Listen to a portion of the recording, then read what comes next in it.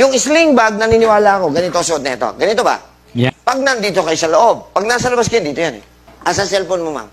Andito. May radiation, wala.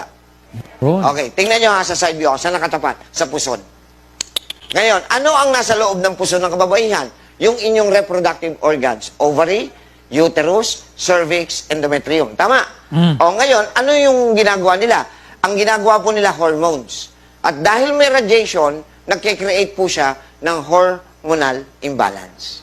Pag shoulder bag naman, syempre, bigat talaga.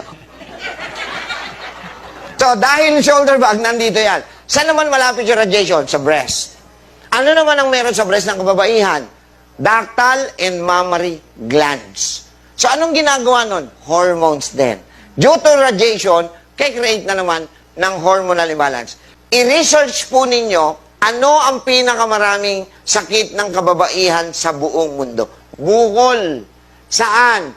Pwedeng sa leeg, pwedeng sa breast, pwedeng sa reproductive organ.